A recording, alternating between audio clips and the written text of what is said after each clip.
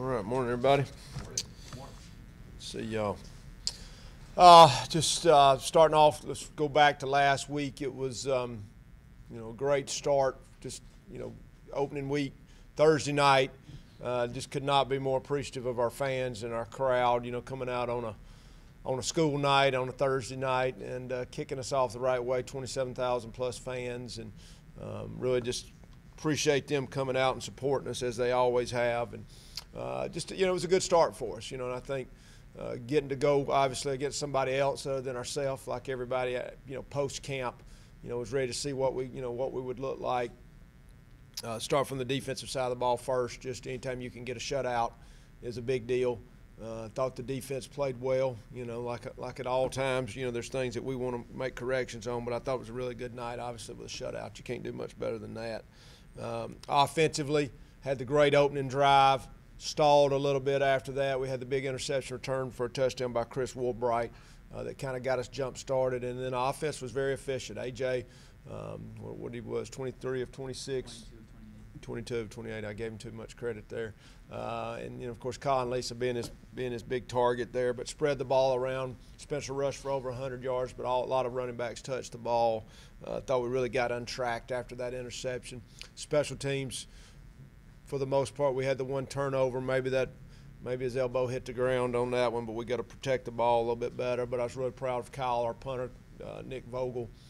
Did a good job on kickoffs, got the one field goal, so really good special teams night. So all in all, a good start to the season. Going to Coastal Carolina this week on the road, first game on the road, so it's always interesting to see how our guys will handle the road. We've got a veteran group coming back, so excited to see how they handle it.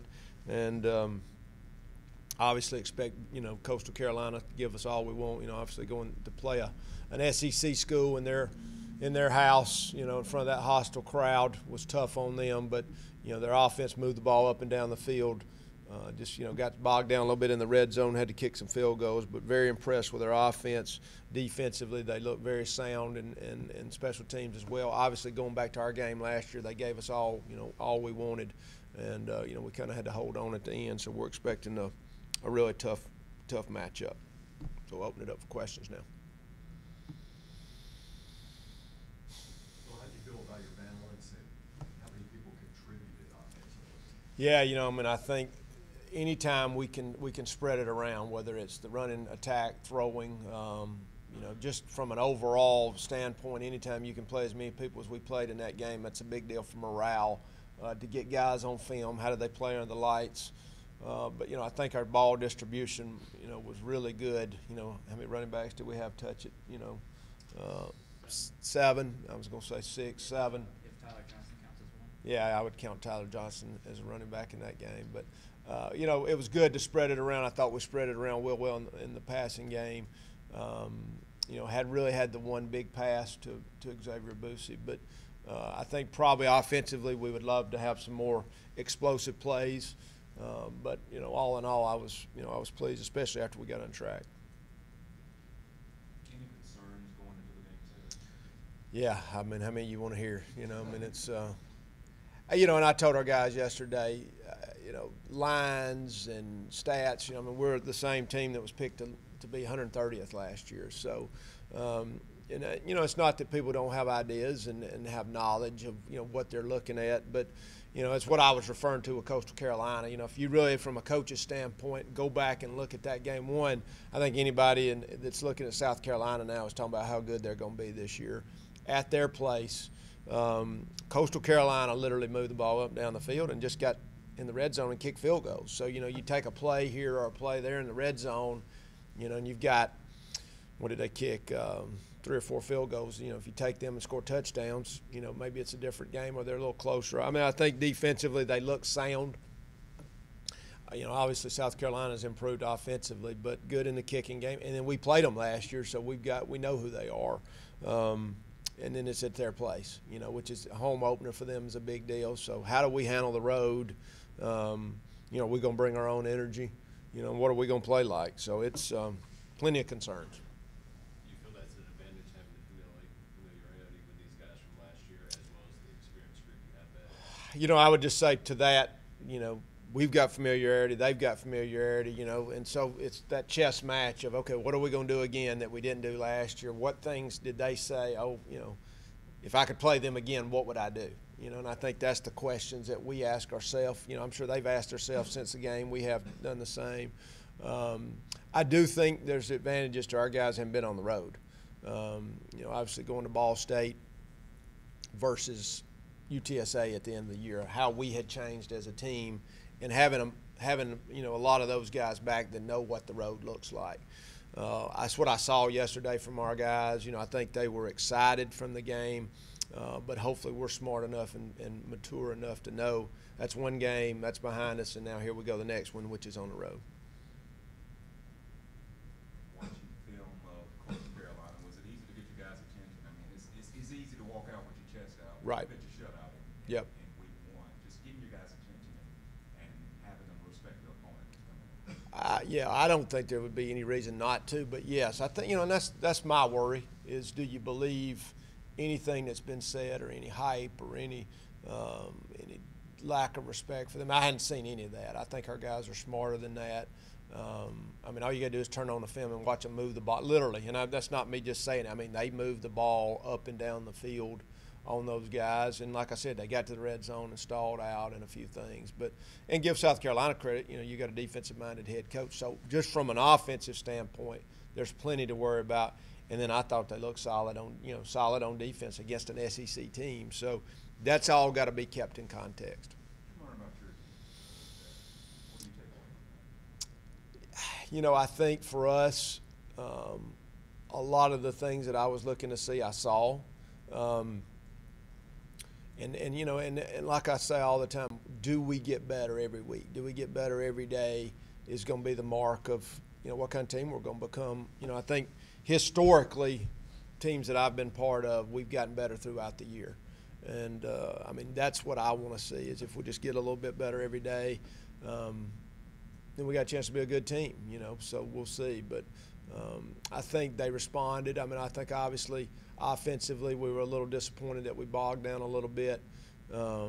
Defensively, there were some plays maybe their running back slips down or whatever, you know, so we're always looking for what plays can be better. We had some penalties early that I was upset with. We had, you know, a turnover in special teams that was questionable, but anyway, there was plenty to work on. Colin had 10 catches his career high this past week, vastly improved from last year. What have you seen from him this past offseason going into this the first couple of weeks of the season that has highlighted that improvement? Well, Colin's always been a really good practice player. He works hard. He works on his craft. You know, I think we had a really good summer. You know, and I think one of the things we try to do this spring, and that's where I think a veteran group comes in, is we said we're going to run the ball and be physical in the spring. And then, you know, the summer is up to the quarterbacks and the receivers to get together, throw extra, do the extra things, and then hopefully you put it all together as you go into the season. You know, and that's what these guys did. They worked extra. He's one of the guy that stays, you know, comes early, stays late. You know, he works on his craft. He's catching balls all the time. He came in doing that, but, you know, he's gotten stronger. You know, I laugh. I don't know if he's gained any weight since he's been here, but I know he's stronger and faster. But he just, you know, he works at his craft all the time, and he's such a good route runner. Well, I know the competition is stepping up this week, but looking at Saturday's game, how would you best describe the edge and the attitude the defense played with? You know, I think we have started to figure out, you know, defense to me is such a process, and that was one of the things that, you know, from going into Jack State to starting here in 14, you know, there's a mindset defensively that takes some time to get to. And, you know, I say it all the time to the defensive players.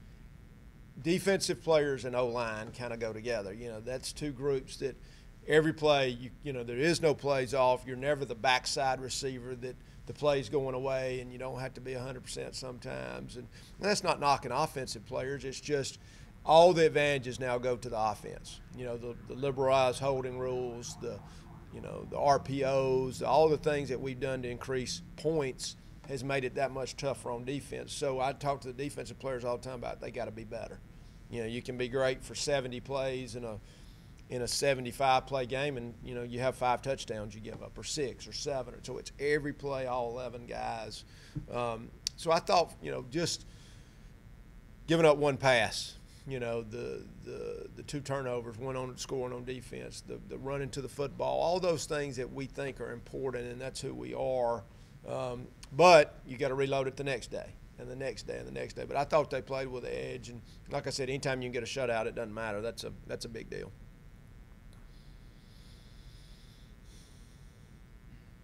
Any other questions?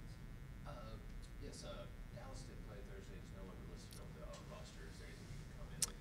Yeah, so, and I thought you might ask me that after the game, but Monday, Dallas came in the week before the game, and, you know, I did not realize, you know, he'd had an off-season shoulder surgery, and probably about 2 weeks before had felt a little bit of pull in his arm, nothing super structural, but, you know, just had some pain, tried to fight through it and did some rehab, and I think him and his family just made a decision. I think the fact that this was his last year, he's having shoulder problems, and just came in and just said, Coach, I appreciate it, but I just don't think I'm going to be able to do it this year. So we hated to lose him. Great teammate, great young man, just really tough, you know, for him. And, you know, that was one of those things I probably just didn't put enough stock into his arm because we hadn't coached him. You know, we hadn't had him in the spring. He had not really mentioned it to me.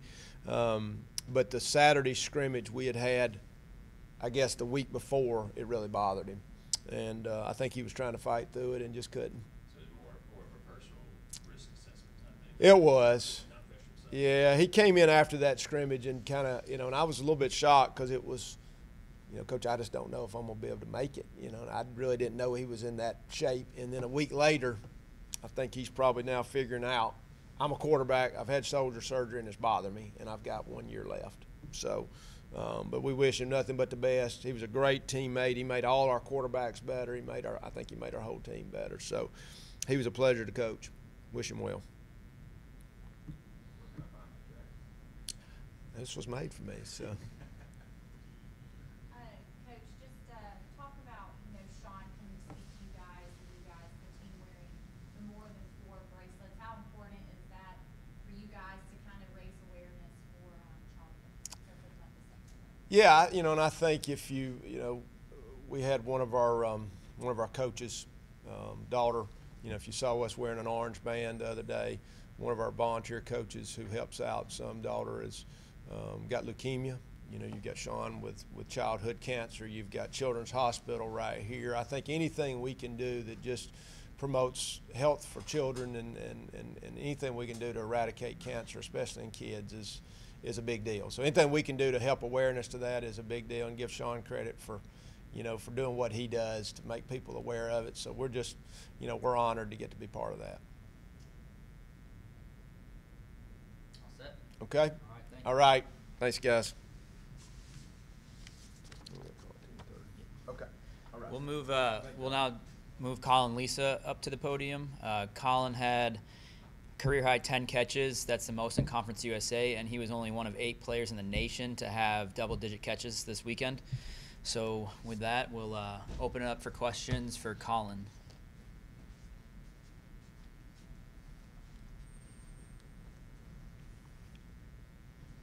So how did it feel going out there and having that much success in the first game of the season? It felt good. We knew we kind of had matchups in the slot that we liked with me and Dre, so we knew we were going to get a good amount of balls, but it felt good to go out there and execute it like we've been practicing all camp. And we've noticed, I've noticed a lot of, on Twitter, you put a lot of videos up there doing a lot of route running and things of that nature. Can you tell me a little bit more what you've done during this off-season, spring, fall, summer, and fall to, you know, to be able to go out there and get 2 catches and to Yeah. keep out? It's just you got to work on a lot of the little things, just the tops of the routes and stuff like that, just certain steps.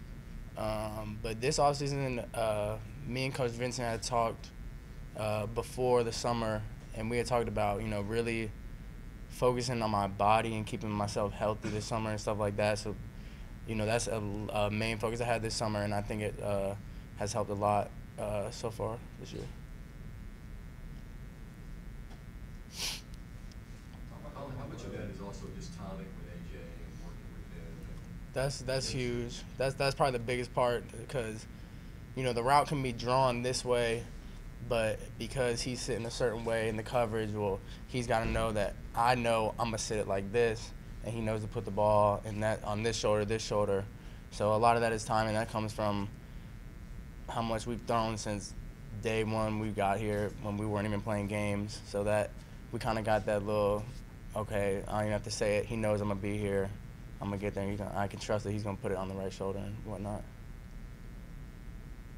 First road game of the year, talk about sort of the challenges that offers and how you try to help some of the guys that this will be their first time. Yeah. I like playing on the road. I might like playing on the road. I don't know if I like playing on the road better at home, but I really like playing on the road because, like Coach Clark always says, it's just us, and it feels like it's just us against all of them. And, you know, for the young guys, it's probably going to be a good environment. You know, it's their home opener. I think they said they're doing a blackout or whatever. So, I don't know. I like those environments and us versus them and all of them. It feels good. It feels cool. Anything else for Colin? So you'd prefer like to clinch on the road in front of their fans? Yeah, because, I don't know, going into someone's stadium and just, I don't know, just winning the game there, and it's I don't know if there's a better feeling than that. All right, thank you, Colin. Cool. Thank you. All right. We'll now move Jamel Garcia-Williams up. He led the defense with 4 tackles, 2 TFLs, and a sack. So with that, we'll open it up for questions.